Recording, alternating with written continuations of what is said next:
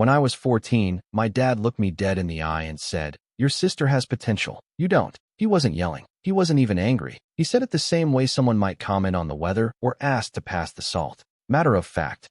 Final. Like it had always been obvious to him. And now it was time I saw it too. My name's Dean. I'm 27 now, but that moment is still burned into my brain like it happened 5 minutes ago. The weird part? I didn't cry. I didn't scream or argue.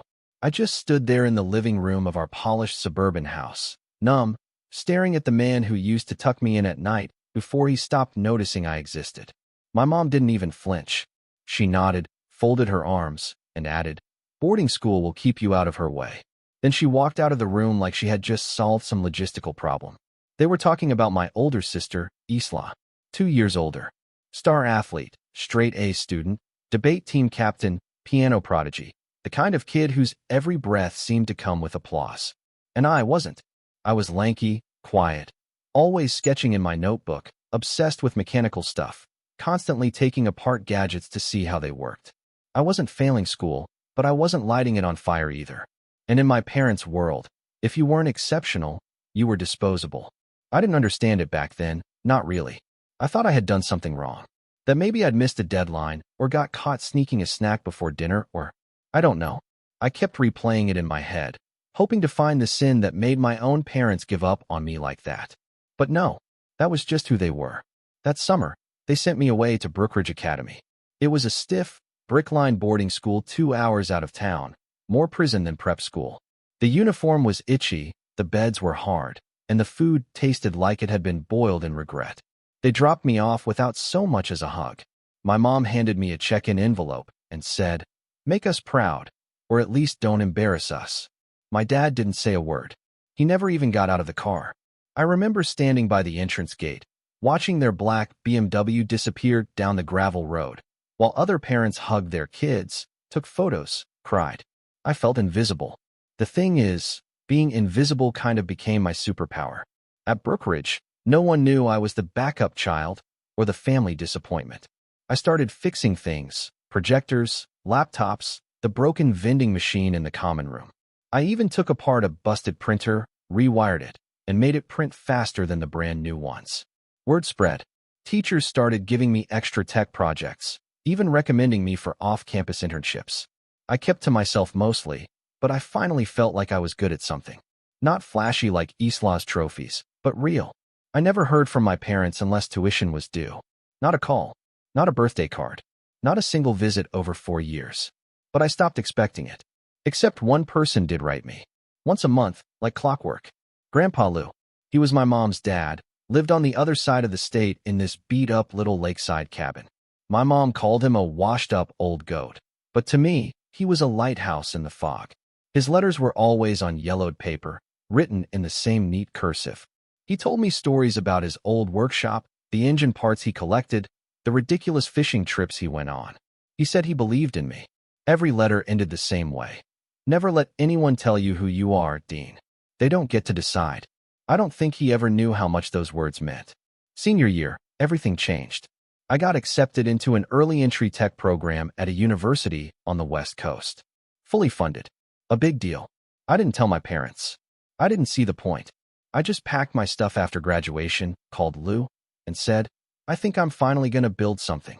He laughed and said, "Damn right you are." College wasn't easy. I had to hustle for everything. I freelanced coding jobs, lived off ramen, stayed up fixing other people's laptops for grocery money. But I loved it. I started designing my own AI tool for hardware diagnostics, something that could predict when machines would fail before they did. My professors were impressed. Investors started poking around. That was 5 years ago. Now I'm sitting in a modern office overlooking a skyline that used to exist only in my dreams. My startup employs 30 people. We just landed a massive partnership. Forbes did a feature on us last month. I never posted the article anywhere. I don't need a pat on the back from strangers. But I did print one copy and tuck it inside the drawer where I keep Grandpa Lou's letters. I hadn't thought about my parents in years. Then 2 weeks ago, they showed up. In my lobby. I almost didn't recognize them. My dad looked smaller, like something had deflated in him. My mom wore designer sunglasses inside and clutched her purse like it held her last hope. I had no idea how they found me. They didn't say hello. They just stood there, eyes wide, as if they'd seen a ghost. My assistant looked at me, unsure, and I said I'd handle it. We went into one of the private meeting rooms. I didn't offer them coffee. My mom sat down, but my dad stayed standing, staring at the floor like it owed him something. There was an awkward silence. Then, barely above a whisper, my mom said, "You're our last chance." That's when I knew this wasn't a visit. It was a mission, and whatever it was, it had nothing to do with me. But before I could say anything, she reached into her purse and pulled out a thick envelope. I didn't open it. I just looked at her and asked, "Where's Isla?" My dad finally spoke. "She's not doing well." I hadn't heard Isla's name in nearly a decade. For a moment, it felt like someone had pressed rewind on a part of my life I thought I'd deleted. My first instinct was to shut the door in their faces and walk away, but I didn't. Maybe it was morbid curiosity. Or maybe, deep down, I wanted to know just how far the golden child had fallen. "She's not doing well," I repeated, leaning back in my chair, arms crossed. Did she run out of scholarships, or just attention? My mom flinched, but I didn't care. I wasn't in a forgiving mood. "She made a mistake," my dad said, his voice low, still not meeting my eyes. "Got involved with some people. A bad investment, a lawsuit. There was a guy, too. He took everything and left." I blinked. "Everything?" My mom nodded. "Her savings, her apartment, even the car we bought her after graduation. She's staying with us now." I raised an eyebrow. "You're saying the prodigy is back in the nest?" "She's lost," my mom said, almost tearfully. "She's just lost. And we thought maybe, just maybe, you could help her get back on her feet." I stared at them. The same two people who packed me off to boarding school like I was some kind of defective part. Now they were sitting in my office, asking me to bail out the daughter they spent their whole lives worshiping. I should have laughed. But I didn't. I couldn't. Because this was the part of the story where things really began to twist. "You want money?" I asked, keeping my voice calm. "Is that it?" "No," my mom said too quickly, before softening her tone. "Not exactly. Just support. You have resources, connections. You could get her a job, something to stabilize her. You want me to hire her?" My dad looked up at that. "You owe this family something, Dean." That was it. The breaking point. I didn't raise my voice. I didn't slam the table. But inside, something cracked open. Something I'd been holding shut for over a decade. I leaned in slightly, so they couldn't pretend they missed a single word. "I owe this family," I said slowly. "You didn't even send me a text when I graduated college. You didn't congratulate me when I started my company. I'm not in your family. I was your insurance policy, your backup plan." "That's not fair," my mom started, but I cut her off. "No, what wasn't fair was what you said to me when I was 14. Remember that? Your sister has potential. You don't. You didn't send me to boarding school because you thought it would help me. You sent me away because I was in her way." Silence. "I built everything without you. I fixed things so other people could see I was worth something. And now that your star child has burned out, suddenly I'm useful." My dad's jaw clenched. "We didn't come here to fight. No, you came here because you're out of options." The air in the room turned thick. My mom shifted in her chair, clearly uncomfortable. "Dean, your sister is family." "So was I said. I stood up. The conversation was over. At least in my mind. "I can't help her," I said flatly. "You need to leave." My mom's eyes welled up, and for a moment, I wondered if they were real tears or just another performance. She didn't stand. She just sat there, staring at the envelope on the table. "Dean," she said softly, "you don't understand how hard it's been. For all of us." I didn't say anything. I didn't need to. I opened the door and motioned toward it. My assistant, God bless her, was already nearby with that look people get when they're unsure if something is a family drama or a hostage negotiation. They left, eventually. My mom looked back once, just before the elevator closed. My dad didn't. The envelope stayed on the table.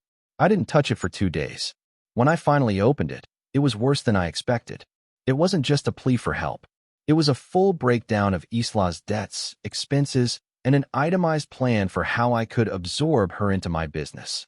It read like a corporate acquisition proposal, except instead of a company, it was my sister.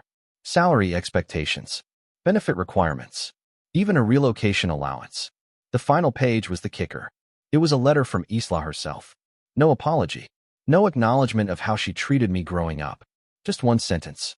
"Mom and Dad said you're doing well. I hope you'll do the right thing." I couldn't believe it. The entitlement. The gall. This wasn't just them asking for help. This was them expecting it.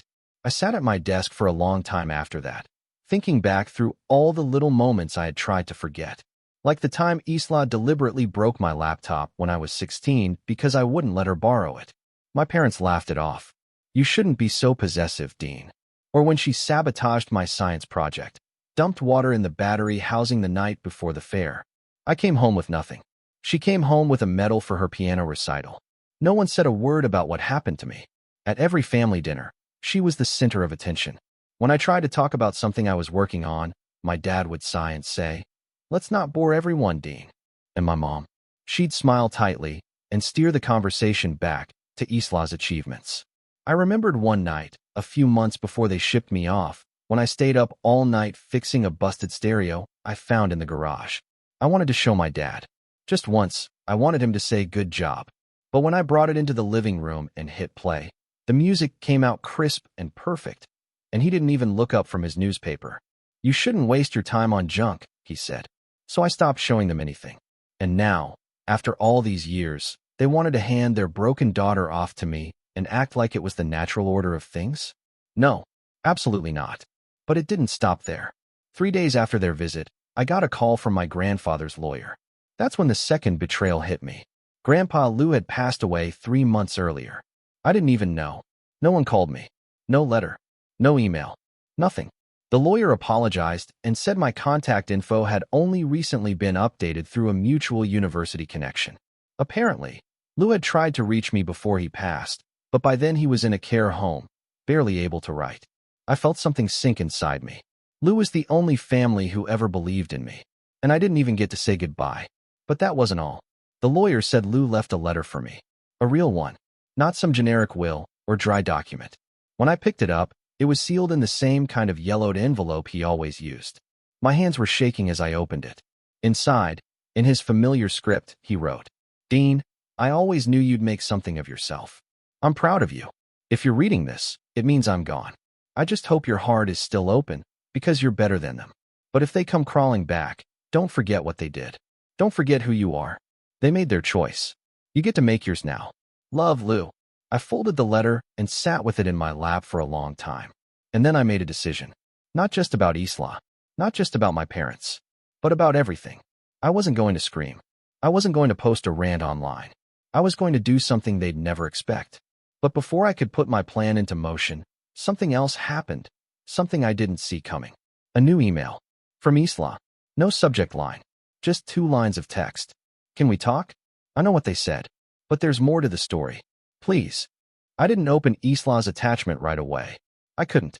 After everything, after the years of being overlooked, after the stunt my parents just pulled, after learning that the only person who ever gave a damn about me died, without me even knowing, I felt like I was standing in the middle of an earthquake that had been rumbling beneath me my whole life. The foundation I'd built for myself was still there, but suddenly, everything felt fragile, tilted, unsteady. For the first time in a long time, I didn't feel in control. I sat in my apartment that night. Floor-to-ceiling windows, sleek black counters, minimalist furniture, all of it purchased piece by piece after my company turned its first profit. The place should have felt like an accomplishment, but it just felt cold. I opened a bottle of scotch I'd been saving for a special occasion and took a long, slow sip. The city lights below flickered like the stars I used to stare at through the cracked windows of my dorm room. Back when I dreamed of nights like this, I used to think this version of me, successful, respected, unbothered, would finally feel whole. Instead, I felt like I was watching someone else's life from behind glass. Eventually, curiosity got the better of me. I clicked on Isla's email again. Just 2 lines. "Can we talk?" I know what they said, but there's more to the story. Please. And then the attachment, a scanned document, poorly lit, as if taken in a rush with a shaky phone. At first glance, it looked like a contract, legal jargon, signatures, a few stamped pages. But as I read further, a slow, sick realization started to spread through me. It was a custodial trust agreement, signed by my grandfather, and the beneficiary wasn't me. It was Isla. The trust had been established the same year I left for boarding school, tied to a series of investments Lou had made years earlier, small cap stocks, old bonds. and some stake in a property venture near the lake house. The value wasn't jaw-dropping, but it was sizable, enough to make a difference in anyone's life. But there was a clause, a transfer clause. It allowed for the trust to be reassigned under familial advisement before the beneficiary turned 21. And judging by the signatures, my mother, Lou's legal power of attorney at the time, had used that clause. She reassigned the trust to Isla. I stared at the document, numb. This wasn't just about favoritism. This wasn't just about being ignored. This was theft. And it wasn't just emotional anymore. It was financial, legal, calculated. And Isla knew. I should have been furious, but what I felt was worse, empty. Like something vital had been scooped out of me without my permission. For all the progress I had made, the startup, the independence, the validation, I still somehow ended up being the forgotten one. Even my grandfather, who loved me, had unknowingly left me in the hands of the same people who had always chosen her. I didn't reply to Isla's message. I didn't answer her follow-up 3 days later, or the one after that. I went silent, and so did she. But inside, I wasn't still. I was unraveling. The days that followed were a blur of barely touched meals, skipped meetings, and a growing feeling that I was a fraud. My assistant pulled me aside after I missed a product briefing. "You okay?" she asked gently. "You've been off." I nodded, lied, said I was just tired. But I wasn't tired. I was done. Done pretending I was unaffected. Done pretending I'd outgrown the damage they did. The truth was, I hadn't healed. I had just escaped. And now they were clawing their way back in. It all came to a head 2 weeks later, when I snapped at one of my lead engineers during a team call. Something small, just a missed deadline on a minor feature. But I exploded. I saw myself losing control, saw the eyes of my team flicker with discomfort, but I couldn't stop. I logged off mid-meeting, slammed my laptop shut, and sat in the dark for hours. I hit rock bottom that night. I took a long walk through the city. No destination, no music, just the sound of my footsteps on wet pavement and the distant hum of traffic. I ended up in front of an old hardware shop, one I used to frequent during college. It was closed, but I stood there, staring through the window at rows of wires, toolkits, old radios. That's when I remembered the first thing I ever built that actually worked. A homemade radio transmitter, jury-rigged from spare parts and salvage components. I'd used it to pick up weird AM broadcasts in the middle of the night. I was 15. No one cared. No one even asked what I was working on. But I had. And that mattered. I went home, pulled out an old cardboard box from the back of my closet.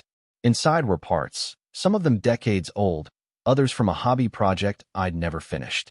I spent the next few nights piecing something together. Not for work, not for money, just because I needed to remember who I was before they broke me. It was a dumb little side project, a device that could detect water leaks using sound frequency changes. Simple, almost childish, but I loved it. It gave me something to hold on to, something real. Then I did something I hadn't done in years. I took a trip back to Brookridge. The school had changed. New buildings, new administration. But the old dorms were still there, including the one I used to live in, Building C, Room 314. I stood outside for a while before one of the staff approached me. When I told her who I was, she smiled. "Your dean?" We still tell the story about the vending machine.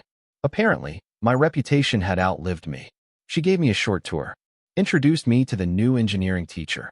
They were running a makerspace now, 3D printers, soldering stations, programmable kits. She asked if I'd ever be interested in talking to the students. Just an hour. A Q&A. I said yes. It wasn't much, but something shifted in me that day. I wasn't just a name in a Forbes article. I was a kid who fixed things. A kid who built his own future, even when no one else believed in him. And maybe I wasn't broken. I came back to the city with a new focus. I took a step back from the company, not to quit, but to breathe. I promoted my lead engineer, took 2 weeks to rest, then came back with a new prototype in hand, the leak detector. We added a few features, turned it into a pitch, and 1 month later, we had a new line of home utility products under development. Simple, affordable, efficient. It felt good. Not flashy, not headline-worthy, but honest. During that time, I also met someone. Her name was Avery. Graphic designer, wicked smart, dry sense of humor that cut through my walls like nothing else. We met at a product launch event. She wasn't impressed by my resume. Said the real test was whether I could cook pasta without burning it. Reader, I could not. But she stuck around. And for the first time in forever, I had someone in my life who didn't expect anything from me except for me to be me. I told her about my family. Not all at once. Not everything. But enough. She didn't try to fix it. She just listened. One night, while we were sitting on my balcony eating takeout, she said something that stuck with me. You don't owe them forgiveness, Dean, but you owe yourself peace. I didn't know how to respond to that. Not right away, but the idea lodged itself in my mind like a seed. That's when I opened Isla's last message again. It had been nearly a month. I didn't expect her to respond after all the silence, but I hit reply anyway. What's the full story? She replied the next day. Meet me. 1 hour. No parents. Just me. We met at a coffee shop on the east end of the city. She looked different. Not broken, but not the flawless, polished version of herself I remembered, either. There were bags under her eyes. She had lost weight. She looked like someone who had been carrying a secret too long. She didn't waste time. I didn't know about the trust until last year, she said. Not really. Mom and Dad told me Grandpa Lou left me something for college. They didn't tell me it was your name on the original paperwork. I studied her face. But you accepted it. I was 17. I believed them. And by the time I found out the truth, I was already deep in the hole. I confronted them. They said they redirected it for the good of the family. That you didn't need it because you were always off in your own world. They said Grandpa would have understood. My jaw tightened.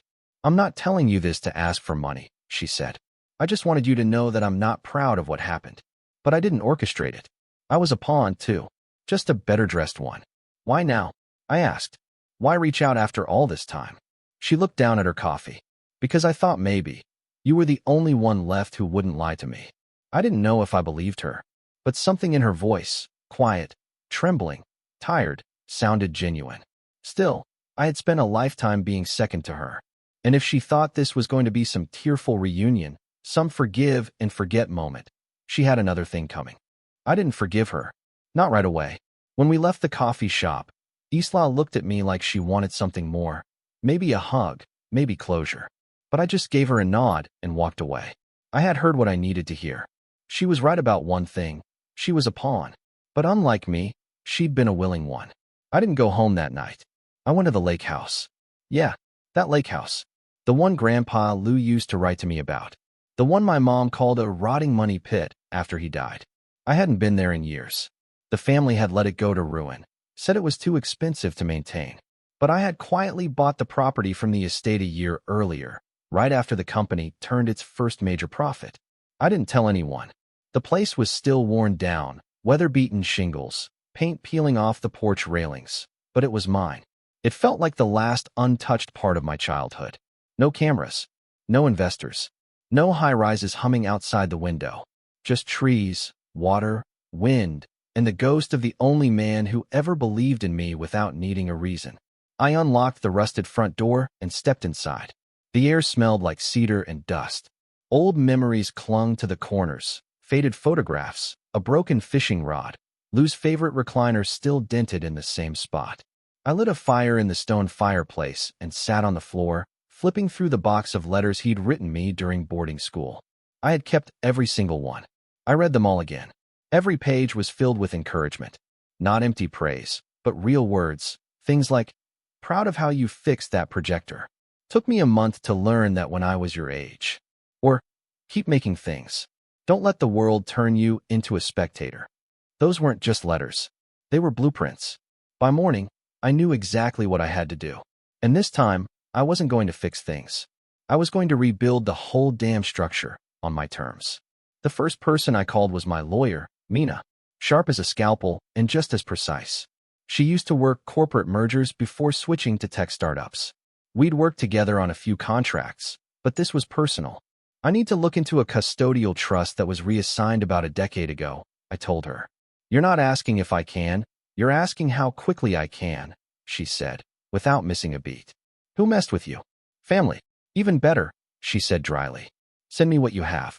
I forwarded Isla's scanned documents, along with a few backup files I pulled from the county records office.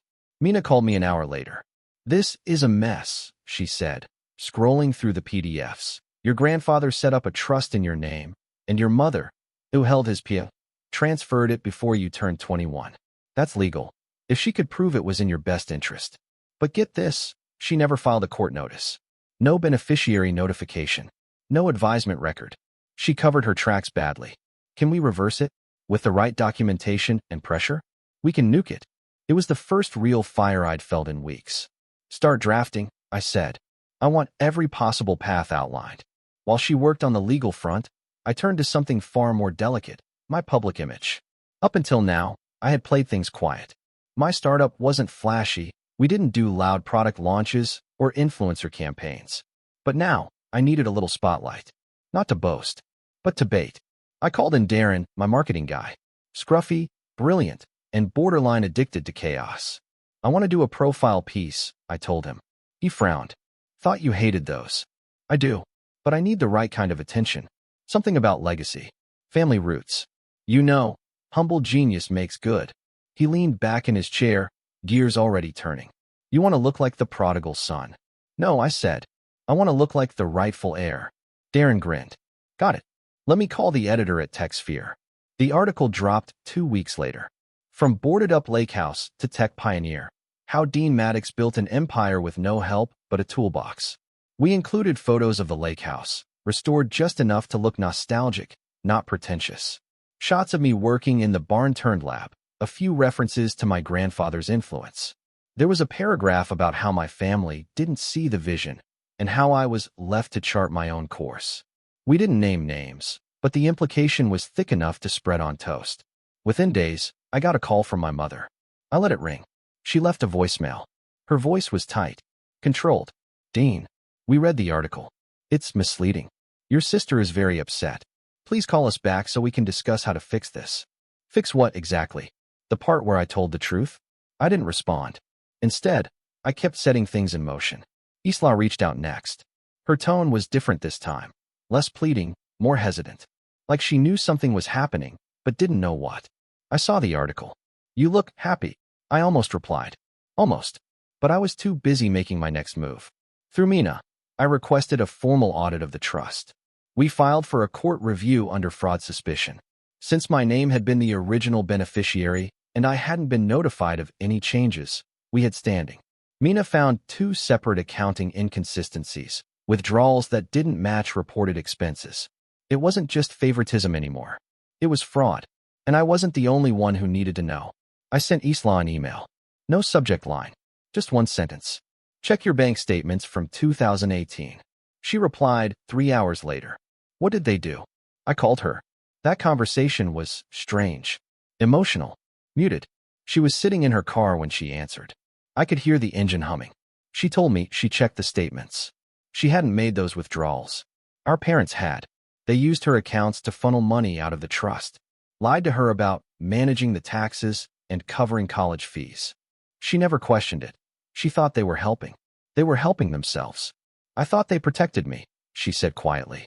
Turns out I was just the more convenient puppet. There was a pause. I'm sorry, Dean. For all of it. I don't expect you to forgive me, but I needed to say it. I believed her. Not because I wanted to. Because the pain in her voice was the kind you don't fake.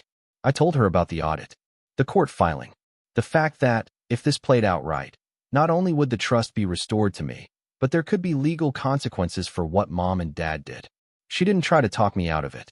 Instead, she asked if she could help. I don't want to cut, she said. I just want to be free of them. So I gave her a task. One that would require something she hadn't done in a long time. Honesty. Together, we crafted a written statement for the court. Isla's confession. Every detail she remembered. Every time they forged her signature. Every dollar she thought was hers, but wasn't. She didn't hold back. She attached her bank records, emails, voicemails from our mom. The whole file was over 80 pages long. We submitted it anonymously through Mina's office. And then we waited. While the legal machine began to churn, I focused on the lake house. It had always been the background of the story. Now, I wanted to make it the center. I converted the barn into a tech incubator. Not just for my company.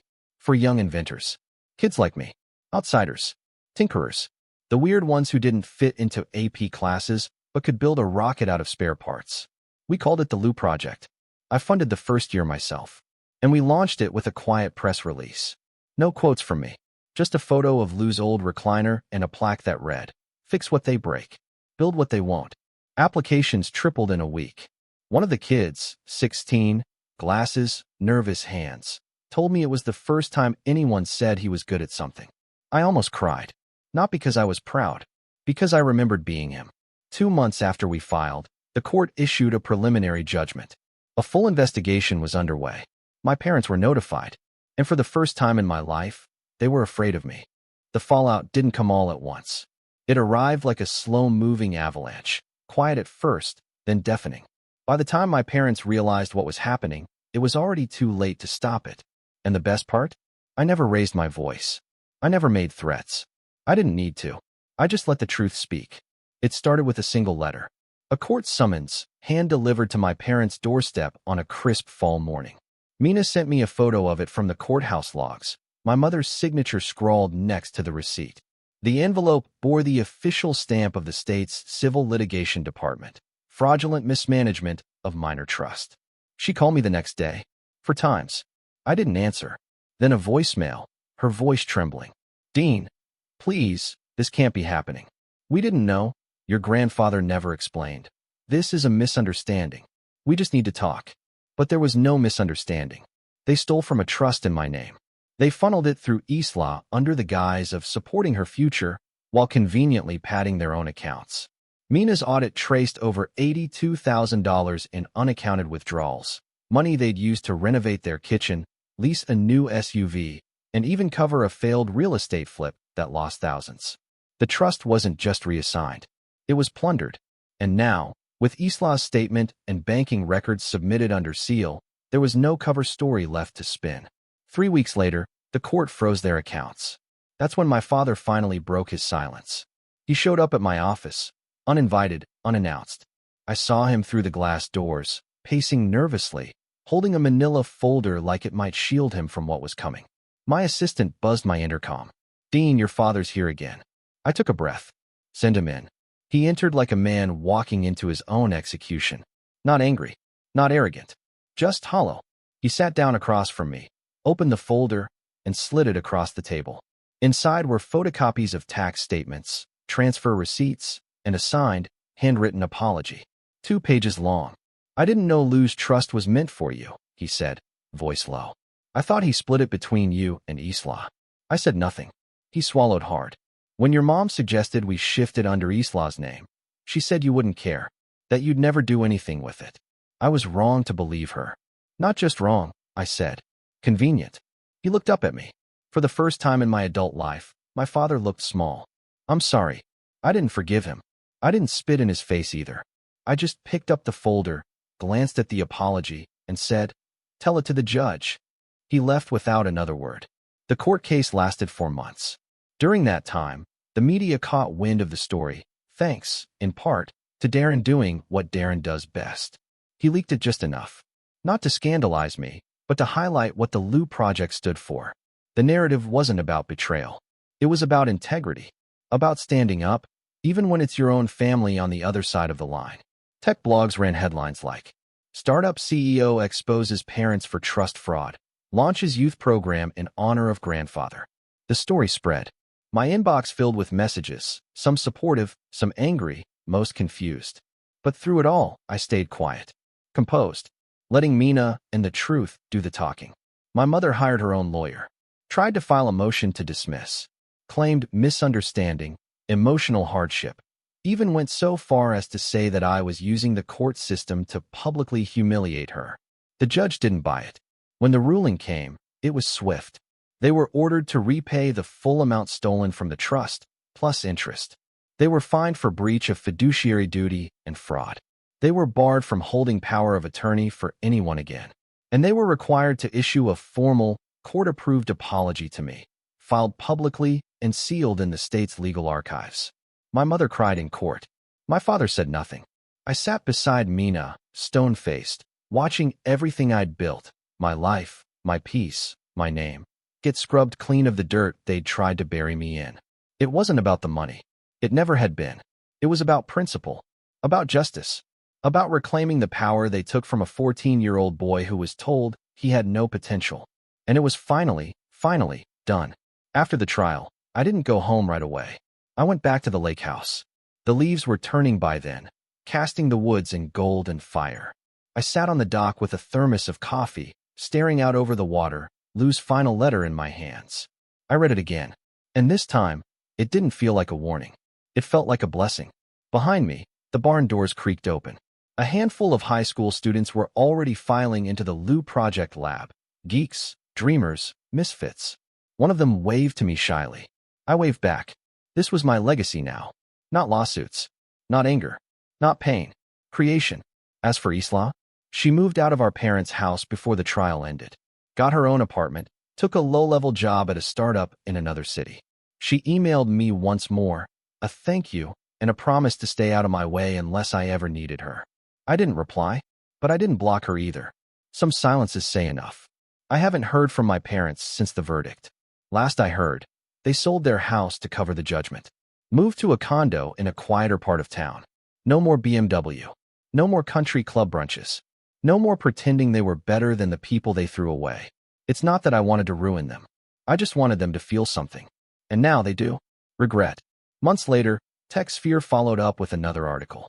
Dean Maddox named Humanitarian Entrepreneur of the Year, from betrayal to breakthrough. They asked me for a quote.